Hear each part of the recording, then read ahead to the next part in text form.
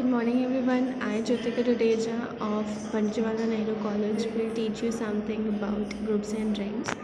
In the earlier video we were doing examples on the groups. That is, we need to prove a set to be a group, and we prove it by proving four properties.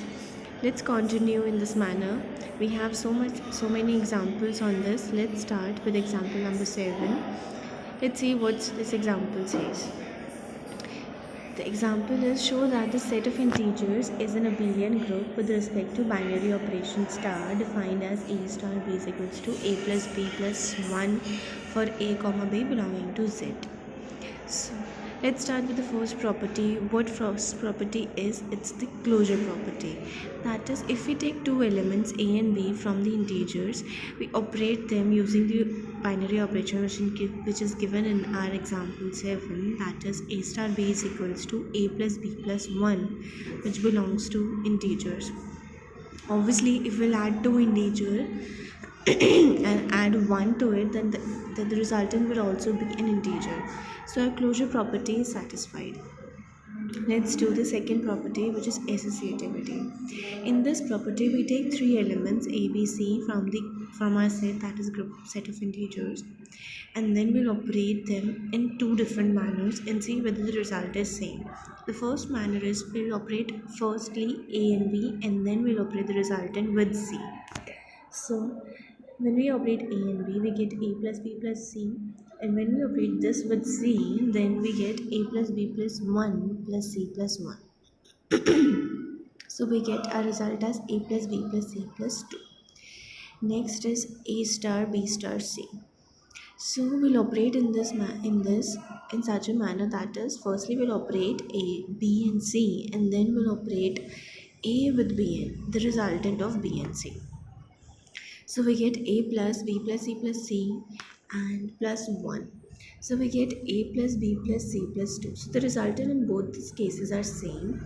So our associative property satisfies. Third is existence of identity.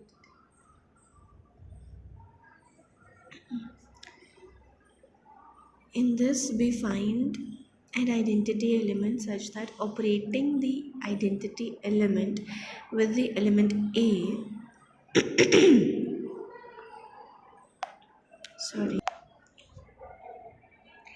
in this, we find an element e such that when we operate that element e with any element of the set of integers, we get the element a itself. So let e be the identity element. We have taken e as an identity element for finding it. If we operate it with a, the resultant should be a. So by using the binary operation, we get a plus e plus 1 is equals to a. So e is coming out to be minus 1. So basically, for the set of integers, we get our identity element as minus 1. So if we operate any element with minus 1, we get the result, we get the element itself. Next is existence of identity. Oh, sorry, we have already done identity. Next is existence of inverse. In this, we take an element a in the set of integers and we find the inverse of that particular element. So identity is for the full set, but inverse is for the particular element. Like we have taken a belongs to set of integers. So b is an inverse of a, then a star b is equals to e, that is identity. So we have already know this thing, that if we operate an element with its inverse, then we get the identity element. For the set of integers, we have, for this particular binary operation, we have shown that the identity element is minus 1.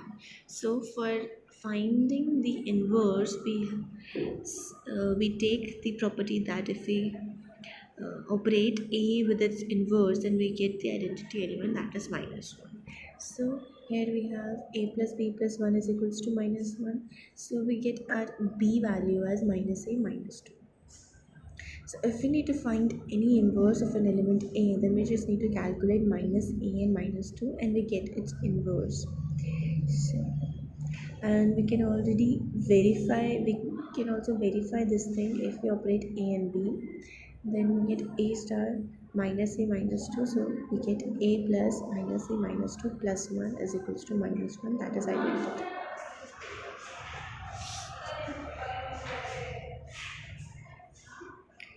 So we have shown if we operate A star B and we can operate B star A, so we get our identity element as A.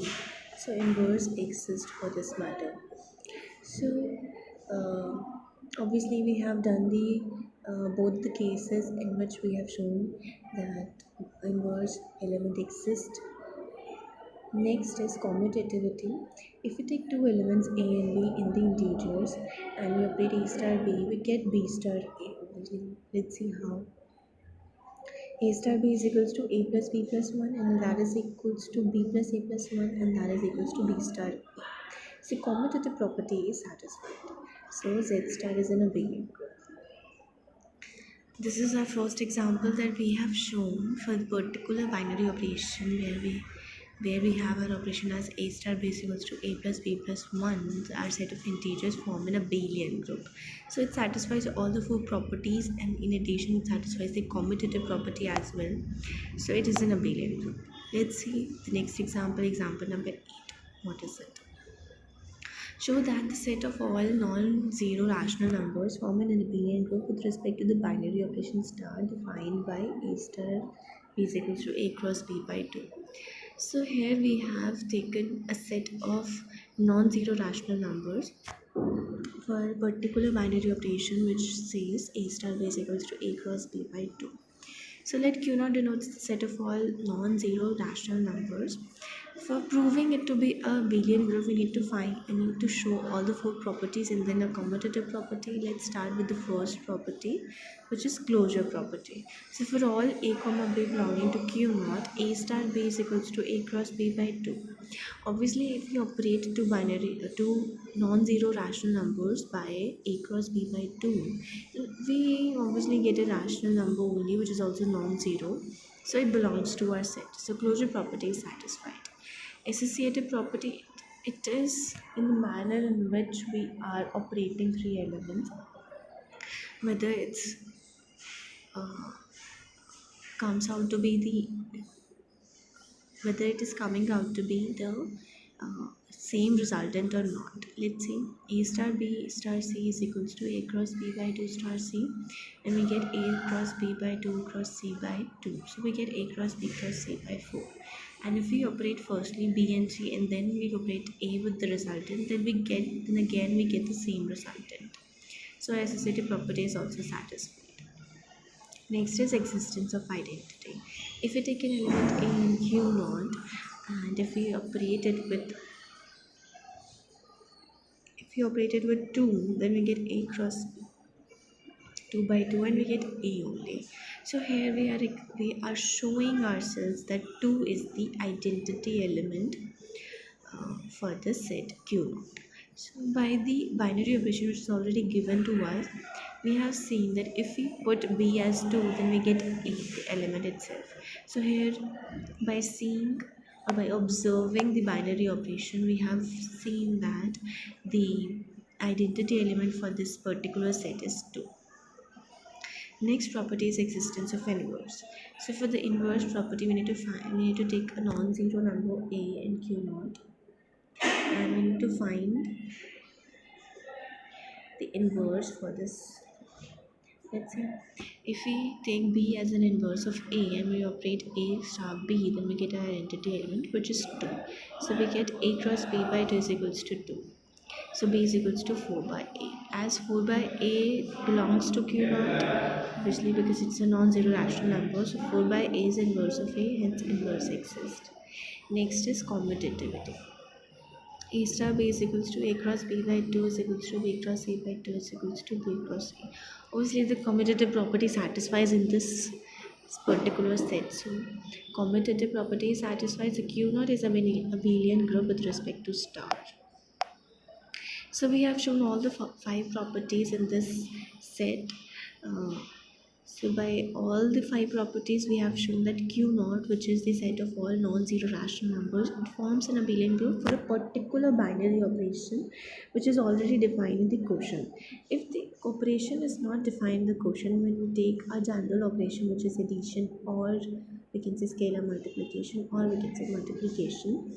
But if a particular operation is given, then we need to use that particular operation and show that whether the set is forming a group or not by showing all the four or rather five properties that we have shown in this example. Let's see our last example. It is a very interesting example. Let's see what is it. Example number 9 says that prove that the set of Q naught of all non-zero rational number forms an abelian group under the operation of multiplication of rational numbers. So now we have taken non-zero rational numbers, but we have taken the operation as multiplication. Let's see whether it forms an abelian group or whether it doesn't form an abelian group. Let's see. So first is closure property. First closure property. So by definition of multiplication of non-zero rational numbers, obviously if we multiply two non-zero rational numbers, we again get a non-zero rational number. So it is closed with respect to multiplication. Next is associativity. In whichever manner we multiply rational numbers, we get a rational number. So our associative property is also satisfied. Next is existence of identity. In this existence of identity, we know one is the multiplicative identity for any general set. So let's see whether it satisfies this property for this particular set or not. If we multiply 1 with any rational number, obviously we get the rational number itself. So 1 is the multiplicative identity for this set. And for an inverse, we know in which manner a rational number is represented. It is represented in the form of p by q. If we multiply it by q by p, then we get our identity, which is 1. So for any particular rational number p by q, we get its inverse as q by p. So it is 1. So q by p is the multiplicative inverse of p by q, so its inverse exists. Last but not the least, we need to show whether it's a commutative property or not. For commutative property, we take two elements, a p1 by q1 and b p2 by q2. These are two rational numbers. If you multiply them, we get p1 into p2 by q1 into q2. And if we can exchange those numbers, we can write them as p2 by q2 into p1 by q1, and we get our result as p into a. So a into b is equals to b into a. So we have shown that it is a commutative. It satisfies the commutative property. Multiplication is commutative, so it forms an abelian group. So that's it for this class. We have done 3 examples on whether the set is an abelian group or not. Generally, we used to show just group itself, but here we have shown the abelian group where we need to prove the commutative property as well. If all the 5 properties are proven, then we say that the group or the set is an abelian group. Nextly, we'll do an example and then we'll do the exercise. Thank you so much.